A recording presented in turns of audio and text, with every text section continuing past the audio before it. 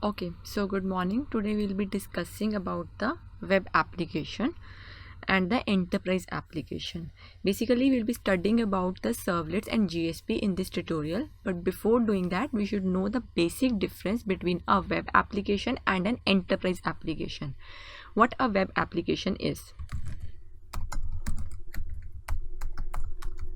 In layman language, if we say a web application is an application which can be accessed over a web, which is being accessed through an internet, and we are not going to download that application, install on a system and access it. Rather, we just enter the URL, that is a client enters the URL and a web application displays us the required web pages.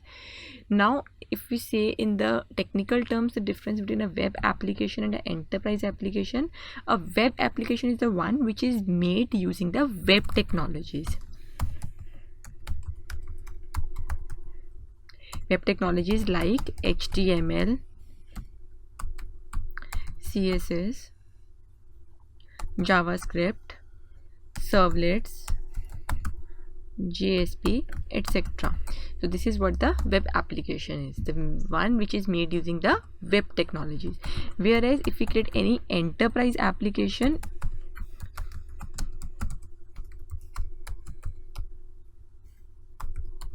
then in enterprise application we can use the web technologies as well as the Java J2EE services. Like we can use EJB, we can use JMS, Java messaging services. All those technologies can be used in the enterprise application. So web technologies are there.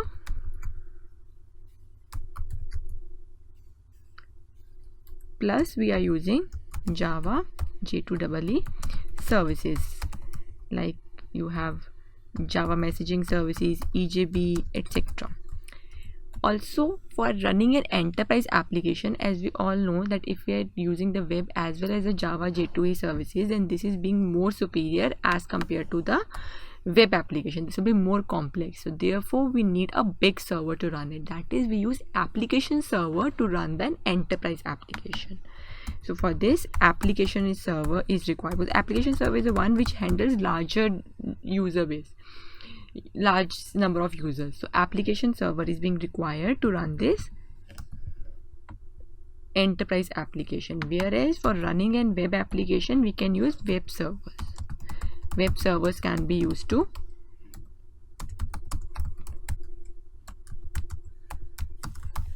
run web applications. Clear? So this is the basic difference between a web application and an enterprise application.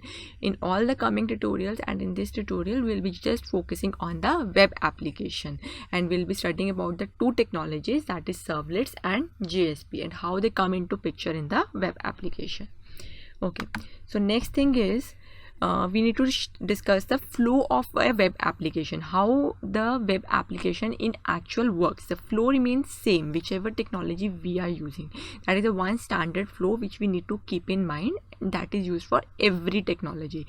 But before discussing the flow of web application, let's discuss about some web technology terms, that is static and dynamic web pages.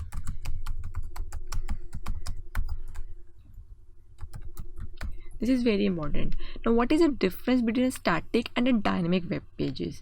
Like if we talk about the web application, we have a simple application like say Gmail. Gmail is a web application. Facebook is a web application. Similarly, we have Mibit, we have Wikipedia. All these are the web applications. Now, if I tell you about the Gmail, we know that in Gmail, the first page, that is the username and the password, that is going to remain the same, or whatever the logos and all the UI component is coming on that page, it will remain same for each and every user or each and every person who is having an account on Gmail. That is not going to change with respect to time or the user. That is a static page. But when a user will enter the details, like say username is mine and password I enter of my own, then I'll be going to my inbox and my sent items and my draft. So that will become a dynamic page, because that is not same for every user. Simple literal meaning of static and dynamic in English also is this: static, which remains fixed for every user, and a dynamic static web page is simple, which is same for every user and not change with respect to time. For example, if I have a Gmail homepage, or you can say Facebook homepage, so all these going to remain the same for every user. That is a static page, and the technology which can be used to create a static page is simple HTML and CSS, because we just need to create a UI or the front end part. No logic building is being required, that this is the username, this is a text box, similarly like we create in HTML. So that is the page which is same for every user. But if we talk about dynamic pages, dynamic page changes with respect to user.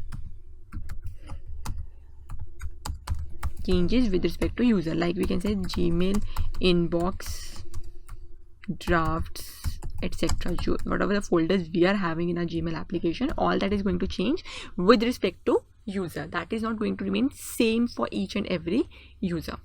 And the technology now which is used to create a dynamic web page, you also know that here only the HTML and CSS will not work, because that is just the web components which are being mixed, which are being bring together and created a web page for it. Here we need some programming language, because we need to interact with database, that if this is the user, then I need to show this information, or this is the inbox which needs to be displayed. So in the backend we need to call the web services, that is the functions, or we need to interact with database. So some programming language is definitely required along with HTML and CSS. HTML CSS is always required in every web application, but here along with that we also need some programming language. It could be anything, it could be Java, it could be .NET, it could be PHP. This is your wish, whichever language you want to use, and everyone has its own pros and cons. So this is the way dynamic pages are being created. So we'll keep this analogy in mind of a Gmail application and talk about the entire web application in the coming tutorials. Okay, so now since we are clear with the static and a dynamic web page, the next thing we need to study is the flow of web application.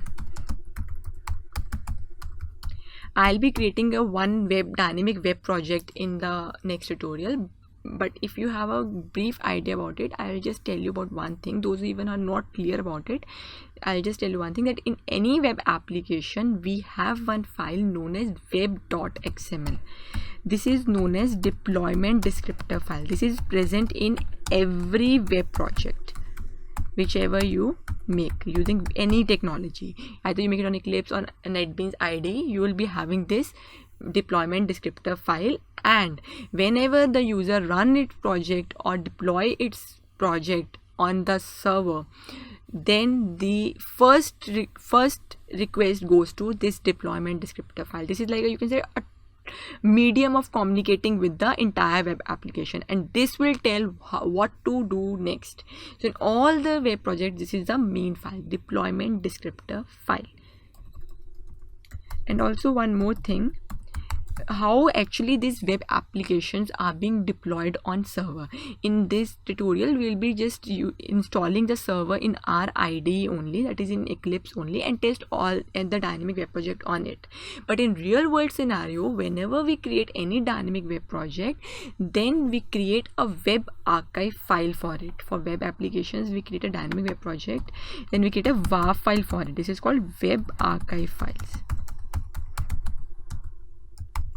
Web archive files for it, and that is being created simply, and that will contain entire components which are being used in the web pages. Either it's HTML pages, it's Java files, it's CSS. We can't give one file to the server and say that deploy this. So what we do is we take one project, like suppose this is my dynamic web project, and then just zip it to a WAR file, right click, export WAR file, and after this WAR file is being created, this is being deployed on the server, and this will contain my entire directory structure which was present inside this web application project.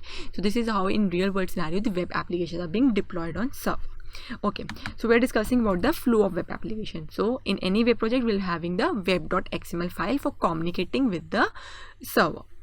Now how actually the web application works. Now if we see, the first thing we'll be having is a client. Okay, so see, this is my flow of web application. Simple terms. first we'll be having a web client, which is nothing but a user.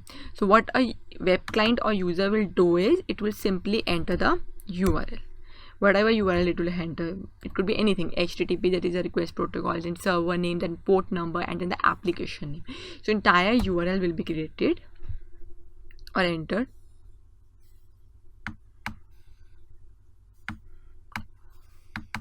This could be like HTTP localhost 8080 if we'll be using this.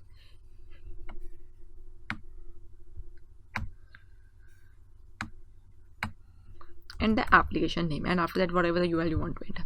So this is the web client, or which is a user and entering the URL on its own web browser. After this request goes to the domain name server. Now what domain name server will do, it will take the incoming URL and convert it into an appropriate IP address, which will tell that which web server it needs to talk to. After converting it into an IP address, the request goes to the web server. Whichever web server we'll be using Tomcat in our projects. We can use any, we can use JBoss, Glassfish, and all that. That is the application server, and this application server has inbuilt web server in them. Okay, so the request is come to the web server after being converted into an IP address. Now web server will check that for this incoming URL is a static request or a dynamic request. If it is a static request, it will search in the static files. It will search in the so now the request is going to the web server. The web server sees, oh, it's a static request, so it will see the URL and check the static files which are being present here over here, and whichever URL will match with that static file request, it will send back that response to the back to the client. Fine. So this is how the static web page request will be handled in a web application. But what if web server realizes that now the incoming URL is not a static request but it is a dynamic request? So it says I will not be able to generate this dynamic web page request because I just have a static files folder in my system. So it says I need help of someone, that is nothing but a web container. So if it is a dynamic request, it is going to forward that request to web container, and web container will generate the dynamic web page for the incoming URL and send it back not to the user but to web server, because web server is just taking help of it, and then web server only sends it back to the client. So the web container is not going to send back the request back to client, but it's just going to generate the dynamic web page using some technologies and send it back to the web server, and then web server sends that dynamic web page request to client. Clear? Now the question comes that for static files we can simply use, I said, HTML and CSS, that is just for formatting one, and JavaScript can be used. But for dynamic web pages inside the web container, we can use different technologies, and here we'll be studying about the two technologies used to generate that dynamic web content and how. That is servlets and JSP. Both these technologies are used to generate a dynamic web content. We can use any one of them depending upon the requirement and the best suitable way at that point of time. Clear? So this is how the static web page request and dynamic web page request in a web application works. Here in the web server only resides my web.xml file, which will be used for communicating. So you can write it over here, that here the file is web.xml file which will be generating. So this is the flow of web application. You need to keep this picture in mind when we'll be creating the web project. Okay, so in the next tutorial we'll be discussing about the first dynamic technology used to generate the dynamic web content, that is servlets. Thank you.